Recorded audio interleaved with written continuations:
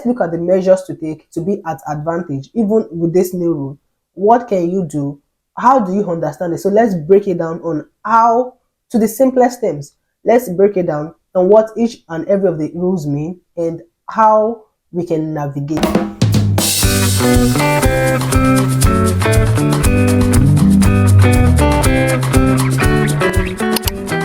Bonjour, hi, comment ça va? Becky here and you are welcome back to the channel. To all my OGs, I say thank you guys for always coming back to watch my videos. If this is your first time on this channel today, or you have been on this channel before, you've been watching but you are yet to subscribe, what are you waiting for? Please join the family and let's have fun and have some good information together. So guys, today let's dive right into today's video. There has been some news flying around going about. There has been a new policy. Yeah, Canada has introduced some new rules, and all I have seen so far since the past few days is people talking about this problem and not offering any solution. So today let's talk about the problem. Let's understand the problem, because to be candid, I uploaded this information on my Facebook story and people have been asking me, what does this mean? Who does this affect? Like, a lot of people that this information are for do not even understand what it means and do not understand what measures to take to be at advantage. So this is what we'll be looking at today. Let's look at the measures to take to be at advantage even with this new rule. What can you do? How do you understand it? So let's break it down on how, to the simplest terms. Let's break it down on what each and every of the rules mean and how we can navigate. For people that are just coming in, how do you navigate this new rule? So let's dive right into the video. So the first one is about provinces providing attestation letter to each international student that is supposed to come into the country. So that is the first way they are cutting the cap, that they are putting a cap on the international student that is coming in. This is no longer news for people in the province of Quebec. Quebec is already doing this. I'm not sure anything is going to change from this part of the country, because for you to study in Quebec, you have to have an attestation. They have their own. Quebec is more like a country on its own. They have their own rules, they have their own laws. So I believe this is the same thing that other province now has to do. So the implication on international student now is that you have to have more money. So it's going to cost you more to apply, because this attestation is not going to be free. That I can assure you. So it's going to cost you some money, around $100 plus, because in Quebec it's around $120 or so. And also this means for international students, your application is going to take more time. Initially, when you have everything sorted out, all you have to do is submit your application for study permit directly. But now you need to submit your application for attestation before you submit your application for study visa. So this means you have more time, like you're going to spend more time on applying for your study permit. So this is the implication. And how can you go about this? Because now we've talked about the impact and how do you go about it. If initially you know Canada study visa takes 6 months, it takes 3 months, depending on who is running the package for you, right? So now you have to plan ahead. At least had like 2 months. Give yourself some space. So you need to start planning ahead. If you wanted to come to study in September next year or September this year, you should know that this is no longer the case of once I get admission, then I can start packaging my visa approval stuff. It is no longer the case. So now you need more time to plan. So planning ahead will actually help you to save so many things. You won't have to rush everything. Some schools used to open till like 3 months before the start of the course.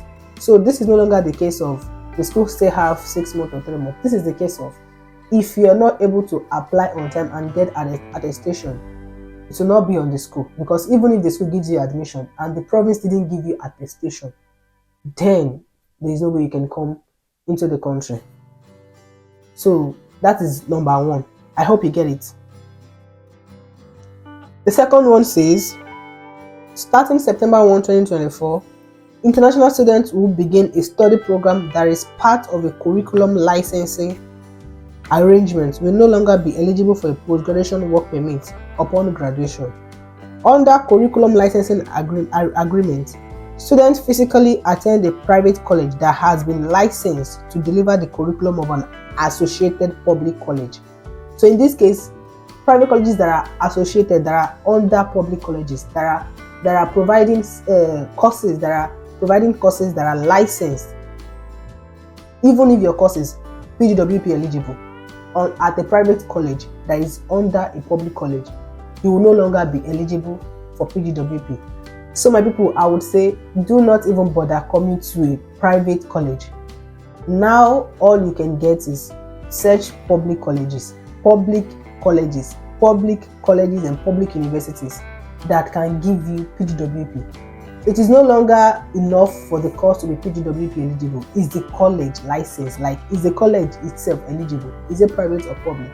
So that is one thing you wanted to be very sure of before you pay such a huge amount and travel down here go back home after studying. You don't want to go that. You do not want to go into that, right?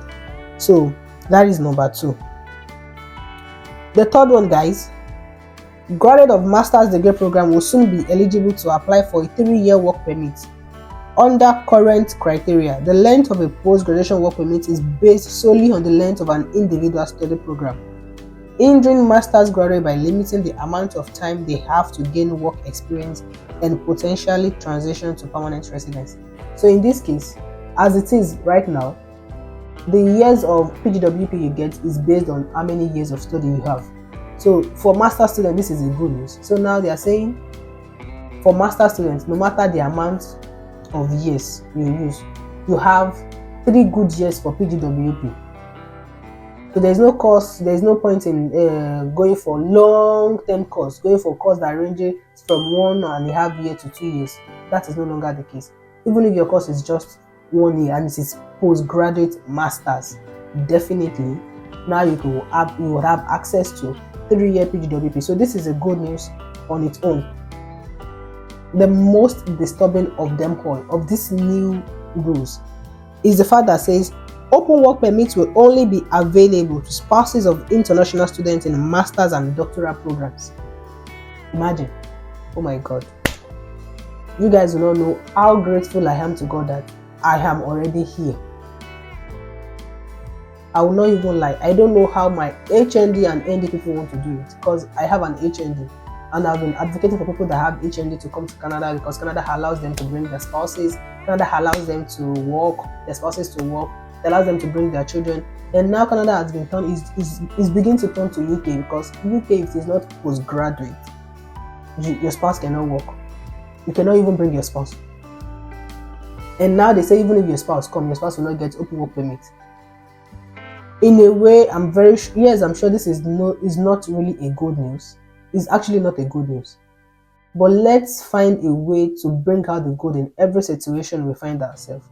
So this is like the most disturbing of them all. If you are coming for an undergraduate diploma, your spouse will not be able to get spousal open work permit, which is the SOWP, which was the one I am advocating for you guys to go and get at the border. So that will no longer be the case. If you've already gotten admission, and you are coming before September, your own don't pass, you don't go. But starting from that September, admissions, it will no longer be the case. It will no longer be the case. So now let's look for the way out in this case. Everyone that I've been stating, I've been providing a way out. This is not like the way out from the government. This is from myself. I just think this is the way out. And I'm very sure I'm actually sure this is going to be a way out.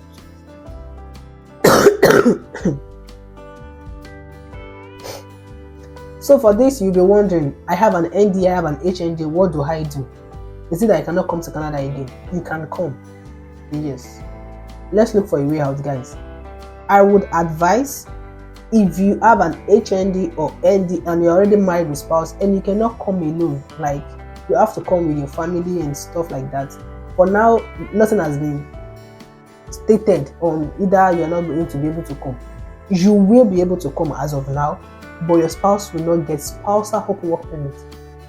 What I would say in this case is, it is still better in the sense that once your spouse gets in, it is just that you have to have enough. I'm very sure the government is trying to curb down people that comes in, and they're also trying to make money, because for undergraduate programs, it costs way more less. People that like us that comes for diploma, is because it costs way less. A lot of people already have their masters back home. It's not as if they're coming here to come and get another masters. They just need maybe a professional certificate. Some needs Some people need to change their career and they just wanted to get a Canadian education to be able to get into the market. Not necessarily masters, because masters cost way more, guys. It costs way more, and I'm very sure this is one of the things these guys are trying to do.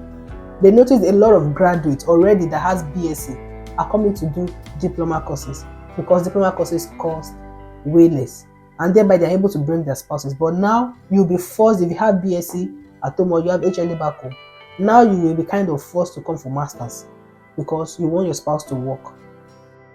But for people like us that have HND or people that have ND, what you can do is, when you come in with your spouse, so far this is still allowed, when you come in with your spouse, you can get a sponsored job.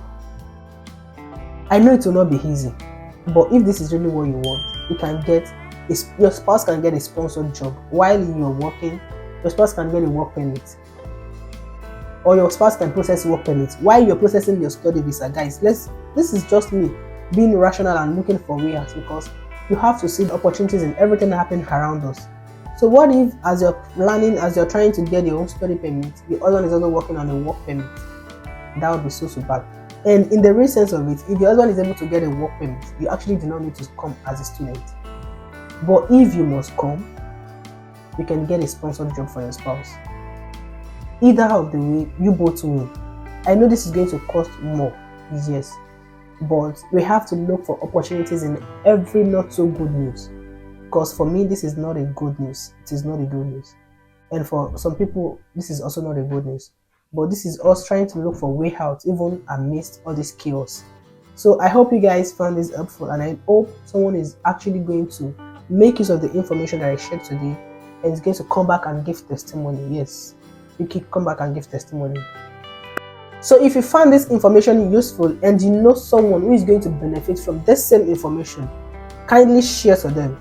Do not be a stingy person. Share useful information to your neighbors, share them to your friends, share them to your families. Do you understand, guys? And also, do not forget to like and click the subscribe button. And until I see you in my next video, I remain your girl, Flaky. Bye.